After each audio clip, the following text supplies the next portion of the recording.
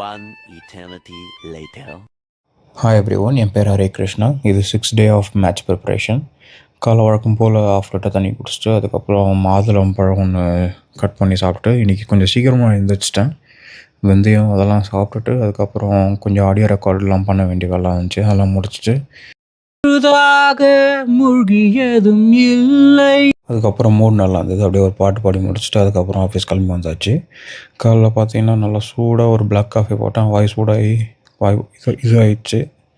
அதுக்கப்புறம் பார்த்தீங்கன்னா lunch time lunch எதுவும் ப்ரிப்பேர் பண்ணல. அதனால் இந்த கடைக்கு வந்துட்டு ஆஃப் தந்தூரி, அதுக்கப்புறம் ஒரே ஒரு ரொமாலி ரொட்டி.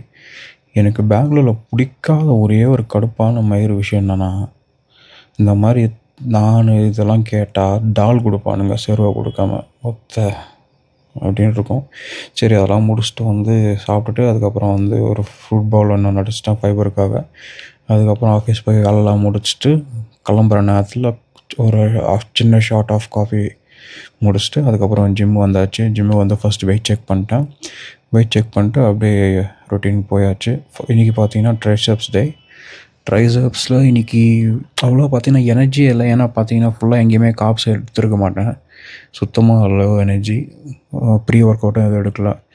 ஒரு 2 வேரியண்ட்டு ஸ்லோ ஸ்டடி மட்டும் பண்ணிவிட்டு ஹை ரெப்பு ஸ்லோ ஸ்டடி பண்ணிட்டு அப்படியே அப்புறம் கார்டியோ ஸ்டார்ட் பண்ணுறதுக்கு எனக்கு அப்படியே ஒரு 1/2 hour டைம் தேவைப்பட்டுச்சு. ஏன்னா பண்ணுவோமா வேணாமான்னு யோசிச்சுருந்தேன்.